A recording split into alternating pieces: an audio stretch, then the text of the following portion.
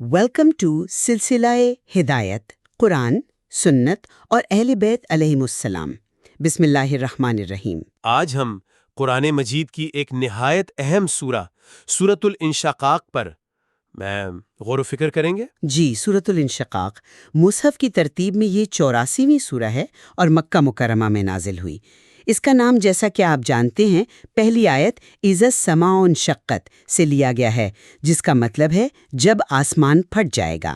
تو یہ نام ہی آپ کہہ سکتے ہیں ایک بڑے واقعے کی طرف اشارہ کر رہا ہے۔ بالکل، یہ نام خود ہی ہمیں کائنات کے اختتام اور شاید ایک نئی شروعات کے تصور کی طرف لے جاتا ہے۔ اچھا، اس سورہ میں جہاں تک میں سمجھتا ہوں بنیادی طور پر قیامت ہے، انسان کی جد و جہد ہے، اپنے رب سے ملاقات اور پھر اعمال کا انجام، ان چیزوں پر بات کی گئی ہے۔ تو آج ہماری گفتگو کا مرکزی نقطہ کیا ہوگا؟ کیا ہم اس سورہ میں جو کائناتی تبدیلیاں ہیں اور جو انسانی سفر ہے ان کے آپسی تعلق کو سمجھنے کی کوشش کریں گے؟ ہاں، یہ بہت اچھا نکتہ ہے، ہم اسی پر توجہ مرکوز رکھ سکتے ہیں۔ دیکھیں، سورہ الانشقاق قیامت کی ہولناکیوں سے تو شروع ہوتی ہے، لیکن فوراً ہی یہ انسانی زندگی کی حقیقت اور اس کے مقصد کی طرف آ جاتی ہے۔ تو میرا خیال ہے کہ اس سورہ کا ایک کلیدی پیغام یہ ہے کہ یہ جو کائنات کی بڑی بڑی تبدیلیاں ہیں نا، اور انسان کا اپنا انفرادی سفر زندگی کا، یہ دونوں ایک ہی الہی منصوبے کا حصہ ہیں جو آخرکار رب کی ملاقات پر ختم ہوتا ہے۔ اور میرا زاویہ نظر، یا کہہ لیں کہ جس پہلو پر میں زیادہ زور دینا چاہوں گا وہ یہ کہ یہ سورہ ہمیں خاص طور پر انسان کی اس دنیاوی زندگی میں جو مسلسل محنت و مشقت ہے، جسے کدھا کہا گیا، اور اس کے جو مختلف مراحل ہیں طبقاً طبق، ان پر غور کرنے کی دعوت دیتی ہے، اور یہ واضح کرتی ہے کہ بھئی اسی جد و جہد اور ان مراحل سے گزرنے کی بنیاد پر ہی آخرت کا نتیجہ بنے گا۔ تو یہ صرف کائناتی واقعات کا بیان نہیں ہے، بلکہ یہ انسانی حالت کا ایک گہرا تجزیہ بھی ہے نا؟ درست۔ اچھا، تو آئیے پہلی 5 آیات سے آغاز کرتے ہیں۔ میں تلاوت اور ترجمہ پیش کرتی ہوں۔ بسم اللہ الرحمن الرحیم۔ اذا السماء انشقت وأذنت لربها وحقت وإذا الأرض مدت وألقت ما فيها وتخلت وأذنت لربها وحقت۔ جب آسمان پھٹ جائے گا اور اپنے رب کے حکم کی تعمیل کرے گا جو اس کا حقدار یا سزاوار ہے، اور جب زمین پھیلا دی جائے گی اور جو کچھ اس کے اندر ہے اسے اگل دے گی اور خالی ہو جائے گی، اور اپنے رب کے حکم کی تعمیل کرے گی جو اس کے لیے سزاوار ہے۔ ان آیات میں آپ دیکھیں تو قیامت کے بالکل آغاز کا منظر ہے۔ آسمان کا پھٹنا، یعنی جو ستاروں سیاروں کا نظام ہے اس کا درہم برہم ہونا، اور پھر زمین کا پھیل جانا، پہاڑوں کا ریزہ ریزہ ہو کر ہموار ہو جانا، اور جو کچھ اس کے اندر ہے، چاہے وہ مردے ہوں یا خزانے، ان کو باہر اگل دینا۔ یہاں جو بات مجھے خاص طور پر متوجہ کرتی ہے وہ ہے وَأُذِنَتْ لِرَبِّهَا وَحَقَّتْ کا تکرار، یعنی آسمان بھی اور زمین بھی دونوں اپنے رب کا حکم سنتے ہیں اور مانتے ہیں، اور یہی ان کے لیے صحیح ہے، یہی ان کے شایان شان ہے۔ تفاسیر میں اذن کا مطلب جیسا آپ نے ذکر کیا کان لگا کر سننا بیان ہوا ہے، جو مکمل اطاعت کی طرف اشارہ ہے۔ تو سوال یہ پیدا ہوتا ہے کہ کیا یہ صرف ایک جبری کوئی میکینیکل اطاعت ہے، یا اس میں کائنات کے شعوری طور پر یا کہہ لیں فطری طور پر اپنے خالق کے حکم کے سامنے سر تسلیم خم کرنے کا کوئی پہلو بھی ہے؟ علامہ طباطبائی رحمۃ اللہ علیہ اشارہ کرتے ہیں کہ ان کا وجود ہی اللہ کے فیض کا محتاج ہے، تو حکم نہ ماننے کا تو سوال ہی پیدا نہیں ہوتا۔ البتہ یہ جو حقت کا لفظ ہے، یعنی یہی اس کے لیے مناسب ہے، سزاوار ہے، اس سے یہ بھی لگتا ہے کہ یہ اطاعت ان کی فطرت کا تقاضا ہے۔ اور اسی ضمن میں وہ حضرت علی علیہ السلام کا قول بھی بہت اہم ہے جو بحار الانوار میں ہے کہ آسمان کہکشاں سے پھٹے گا۔ یہ تو اس زمانے کے لحاظ سے آپ کہہ لیں علمی پیشن گوئی تھی۔ صحیح۔ اور زمین کا پھیلنا، مدت اور اندرونی مواد اگل دینا، القت ما فیہا و تخلت، کیا یہ بھی صرف فزیکل ایونٹس ہیں یا ان میں کوئی گہری معنویت بھی ہے؟ مثال کے طور پر زمین کا مردوں کو اگلنا، جیسے سورہ زلزال میں بھی آتا ہے، تو یہ تو حساب کتاب کے آغاز کا ایک طرح سے اعلان ہے نا؟ یہ دراصل ایک نئے مرحلے کی تیاری ہے، یعنی یوم حساب کی۔ زمین کا ہموار ہونا وہ میدان حشر کی تیاری ہے، مردوں کا نکلنا وہ دوبارہ جی اٹھنے کا ثبوت ہے۔ بعض تفاسیر میں یہ بھی ہے کہ زمین کے اندرونی خزانے یا پگھلے ہوئے مادے نکلیں گے، جو کائنات کے موجودہ نظام کے خاتمے کی طرف اشارہ ہے۔ تو یہ سب مناظر دراصل انسان کو اس کی اگلی منزل کی طرف متوجہ کرتے ہیں۔ اور اسی انسانی سفر کی طرف اگلی ہی آیت 6 اشارہ کرتی ہے، یا ایھا الانسان انک کادخ الی ربک کدحا فملاقیہ۔ 6 اے انسان، تو مشقت اٹھا کر اپنے رب کی طرف جانے والا ہے، پھر اس سے ملنے والا ہے۔ یہاں یہ لفظ کادح یہ کلیدی ہے میرے خیال میں۔ جی بالکل، قدح کا مطلب ہے سخت محنت، مشقت، ایسی کوشش جس کا اثر آپ کے جسم اور جان پر ظاہر ہو۔ تو یہ آیت بتا رہی ہے کہ انسانی زندگی کی فطرت میں ہی یہ مشقت شامل ہے۔ اب چاہے انسان دنیا کے لیے بھاگ دوڑ کرے یا آخرت کے لیے، اسے رنج و تکلیف تو اٹھانی ہی پڑتی ہے۔ اور یہ سفر، یہ قدح آخرکار کہاں ختم ہوگا؟ رب سے ملاقات پر، فملاقیہ۔ لیکن کیا یہ قدح صرف نیگیٹو معنوں میں ہے؟ مطلب صرف تکلیف اور بوجھ، یا اس میں کوئی مثبت پہلو بھی ہے؟ یعنی یہی جد و جہد انسان کے تکامل، اس کی گروتھ اور رب کی طرف بڑھنے کا ذریعہ بھی ہے؟ امام زین العابدین علیہ السلام کا وہ قول جو آپ نے شاید پڑھا ہوگا کہ دنیا میں راحت نہیں، راحت تو جنت میں ہے، وہ اسی طرف اشارہ کرتا ہے۔ لیکن کیا اس کا مطلب یہ ہے کہ دنیا کی ہر کوشش، چاہے وہ مادی ہی کیوں نہ ہو، وہ بالآخر انسان کو اسی ملاقات کی طرف لے جا رہی ہے؟ تو یہی بتاتا ہے کہ ہر انسان، چاہے مومن ہو یا کافر، وہ اس قدح میں شامل ہے۔ اس کی زندگی محنت سے عبارت ہے، البتہ جو نیت ہے اور سمت ہے وہ اس قدح کی نوعیت بدل دیتی ہے نا؟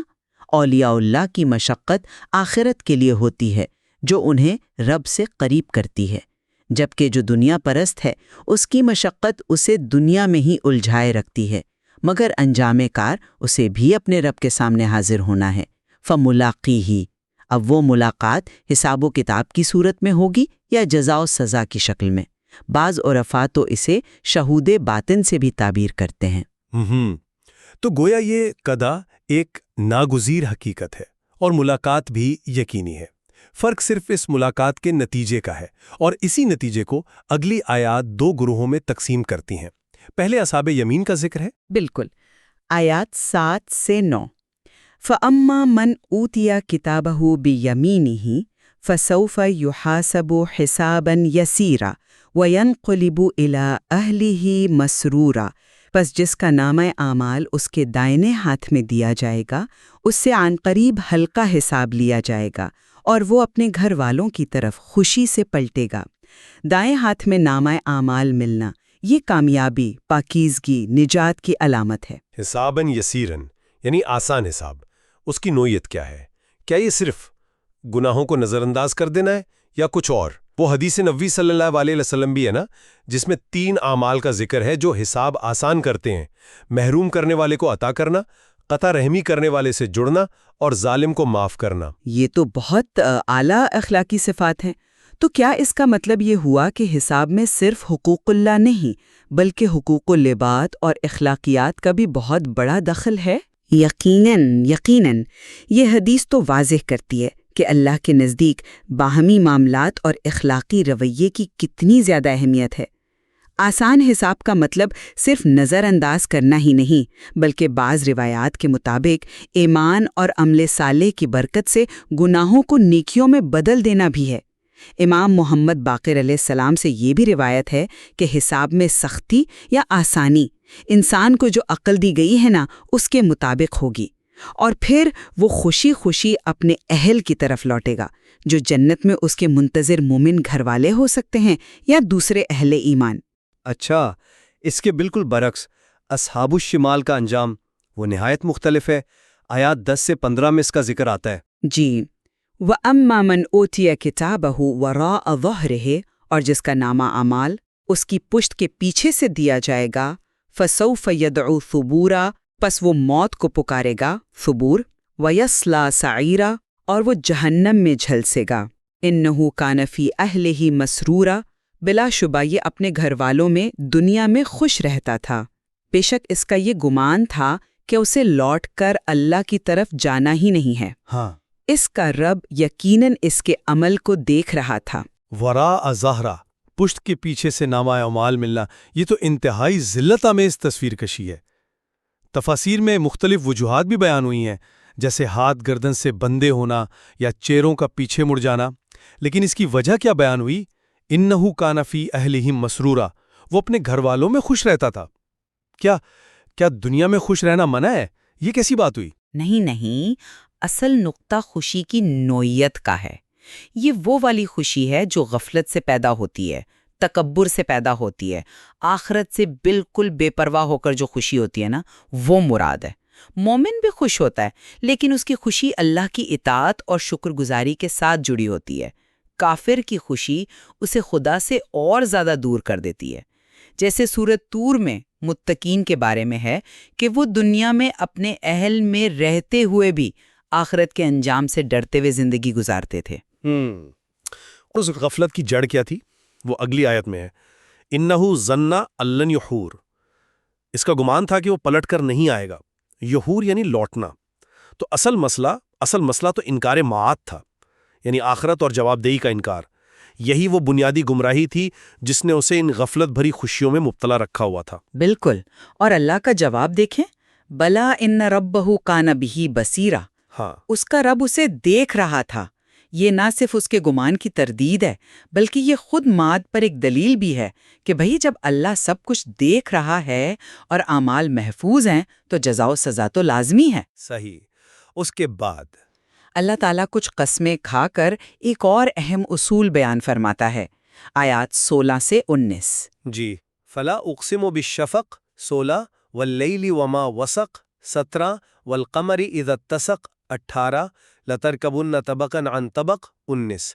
مجھے قسم ہے شفق کی اور رات کی اور اس کی جسے وہ سمیٹ لیتی ہے، اور چاند کی جب وہ کامل ہو جائے۔ تمہیں مرحلہ بمرحلہ ضرور گزرنا ہے۔ یہاں شفق یعنی غروب کے بعد کی سرخی، رات اور رات کا چیزوں کو سمیٹ لینا، جیسے جانور انسان اپنے ٹھکانوں پر لوٹتے ہیں، اور کامل چاند یعنی 14ویں کا چاند، ان کی قسم کھائی گئی ہے۔ یہ سب چیزیں کیا ہیں؟ کائنات میں ایک بتدریج تبدیلی، ایک نظام، ایک تسلسل، اس کی نشانیاں ہیں، اور ان قسموں کا جواب ہے لَتَرْكَبُنَّ طَبَقًا عَنْ طَبَقٍ، تم ضرور ایک حالت سے دوسری حالت میں منتقل ہوگے۔ اس کی تشریحات تو بہت وسیع ہیں، ہے نا؟ زندگی کے مراحل، نطفہ سے موت تک، دنیا کے اتار چڑھاؤ، صحت، بیماری، خوشی، غم، یا پھر موت کے بعد کے مراحل، برزخ، قیامت، حساب، جنت یا دوزخ۔ اور وہ ایک اہم روایت بھی ہے امام جعفر صادق علیہ السلام سے کہ پچھلی امتوں کے حالات ہو بہو اس امت پر بھی گزریں گے۔ تو کیا یہ سارے معنی مراد ہو سکتے ہیں؟ جی ہاں، مفسرین کے نزدیک یہ تمام معنی ممکن ہیں۔ آیت کی وسعت ایسی ہے کہ یہ سب پر محیط ہو سکتی ہے۔ بنیادی نقطہ میرے خیال میں یہ ہے کہ انسان کی حالت بدلتی رہتی ہے، وہ ایک جگہ ٹھہرتا نہیں ہے۔ یہ جو مسلسل تبدیلی ہے نا، اور ایک حالت سے دوسرے حالت میں منتقل ہونا، یہی اس کے مخلوق ہونے کی دلیل ہے، خالق کا محتاج ہونے کی دلیل ہے، اور ایک آخری منزل یعنی معاد کی طرف سفر کی دلیل ہے۔ تو یہ طبقان ان طبق، یہ انسان کے انفرادی سفر کے ساتھ ساتھ شاید امتوں کے اجتماعی سفر اور تاریخی تسلسل کی طرف بھی اشارہ کر رہا ہے، اور یہ مراحل یقیناً آسان نہیں ہوں گے۔ یہاں وہ حدیث بھی یاد آتی ہے جس میں قیامت کے سوالات کا ذکر ہے، بشمول محبت اہل بیت علیہم السلام، اور حضرت سلمان فارسی رضی اللہ عنہ کی وہ روایت کہ حضرت فاطمہ زہرا سلام اللہ علیہا کی محبت 100 مقامات پر نفع دے گی، جو ان مشکل مراحل میں نجات کا ایک بڑا وسیلہ ہے۔ بے شک ان تمام دلائل اور نشانیوں کے بعد اللہ تعالیٰ انسان کی رویے پر ایک طرح سے تعجب کا اظہار کرتا ہے۔ آیات 20 سے 25، فَمَا لَهُمْ لَا يُؤْمِنُونَ وَإِذَا قُرِئَ عَلَيْهِمُ الْقُرْآنُ لَا يَسْجُدُونَ بَلِ الَّذِينَ كَفَرُوا يَكَذِّبُونَ وَاللَّهُ أَعْلَمُ بِمَا يُوعُونَ فَبَشِّرْهُم بِعَذَابٍ أَلِيمٍ إِلَّا الَّذِينَ آمَنُوا وَعَمِلُوا الصَّالِحَاتِ لَهُمْ أَجْرٌ غَيْرُ مَمْنُونٍ۔ ترجمہ، پھر یہ لوگ ایمان کیوں نہیں لاتے، اور جب انہیں قرآن پڑھ کر سنایا جاتا ہے تو سجدہ یعنی اطاعت خضوع نہیں کرتے، بلکہ یہ کفار تو تکذیب کرتے ہیں، اور جو کچھ ان کے دلوں میں ہے اللہ اسے خوب جانتا ہے، بس انہیں دردناک عذاب کی بشارت دے دیجئے، سوائے ان لوگوں کے جو ایمان لائے اور صالح اعمال بچا لائے، ان کے لیے ختم نہ ہونے والا اجر ہے۔ سوال یہی ہے کہ اتنی واضح نشانیاں دیکھنے کے بعد، آفاق میں بھی، اپنے اندر بھی، اور قرآن کی تعلیمات سننے کے بعد بھی ایمان کیوں نہیں لاتے؟ اور قرآن سن کر سر تسلیم خم کیوں نہیں کرتے؟ لا یسجدون۔ آیت 22 خود ہی جواب دے رہی ہے، بل الذین کفروا یکذبون۔ یہ محض لا علمی کا معاملہ نہیں ہے، بلکہ ایک فعال تکذیب ہے، انکار ہے، اور تفاسیر میں اس کی وجوہات وہی ہٹ دھرمی، تکبر، آباء و اجداد کی اندھی تقلید، دنیاوی مفادات، یہی سب بتائی گئی ہیں۔ جی، اور اللہ فرماتا ہے واللہ اعلم بما یوعون، اللہ خوب جانتا ہے جو وہ اپنے سینوں میں چھپاتے یا جمع کرتے ہیں۔ وعاء برتن کو کہتے ہیں نا، تو یعنی ان کے دلوں میں جو چھپی اصل نیتیں ہیں، جو محرکات ہیں، وہ اللہ پر بالکل عیاں ہیں، اسی لیے انہیں دردناک عذاب کی بشارت دی گئی ہے، جو دراصل طنز کے انداز میں ہے۔ لیکن آخر میں پھر امید کی ایک کرن بھی ہے، الا الذین آمنوا وعملوا الصالحات لہم اجر غیر ممنون، سوائے ان کے جو ایمان لائے اور نیک عمل کیے، ان کے لیے اجر غیر ممنون ہے۔ اس غیر ممنون کی کیا خاصیت ہے؟ کیا مطلب ہے اس کا؟ ایسا اجر ہے جو آپ کہہ لیں دائمی ہوگا، کبھی ختم نہیں ہوگا، اس میں کبھی کوئی کمی نہیں آئے گی، اور نہ ہی اس پر کوئی احسان جتلایا جائے گا۔ یہ دنیاوی نعمتوں کے بالکل برعکس ایک کامل اور بے مثال انعام ہے۔ اور یہ جو استثناء ہے نا، الا الذین، یہ اس بات کی طرف بھی اشارہ کرتا ہے کہ توبہ کا دروازہ کھلا ہے۔ اگر وہ کفار بھی اپنی تکذیب چھوڑ کر ایمان اور عمل صالح اختیار کر لیں تو وہ بھی اس اجر کے مستحق ہو سکتے ہیں۔ تو خلاصہ کلام یہ ہوا کہ سورۃ الانشقاق کائنات کے انجام سے شروع ہو کر انسان کی لازمی جد و جہد یعنی قدح، زندگی کے ناگزیر مراحل طبقاً طبق، اور ان سب کے نتیجے میں ہونے والی رب سے ملاقات، اور پھر اعمال کی بنیاد پر جو دائمی انجام ہے جنت یا جہنم، ان سب چیزوں کو آپس میں جوڑتی ہے۔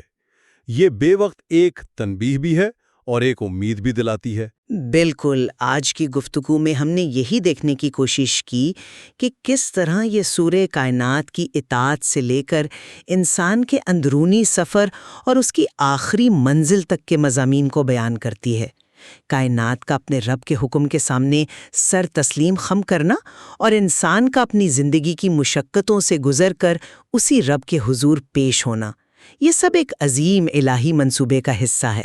اور خاص طور پر یہ قدح اور طبقاً ان طبق کے جو تصورات ہیں، یہ ہمیں اپنی زندگی کے مقصد اور اس میں جو تبدیلیاں آتی ہیں، جو چیلنجز آتے ہیں، ان کو ایک وسیع تر تناظر میں دیکھنے کی دعوت دیتے ہیں۔ یہ سمجھنا اہم ہے کہ ہر مرحلہ، ہر مشقت، وہ ہمیں کسی نہ کسی طرح اپنی آخری حقیقت کے قریب لے جا رہی ہے۔ اس سورہ میں یقیناً غور و فکر کے بہت سے پہلو ہیں جن پر مزید سوچ بچار کی ضرورت ہے۔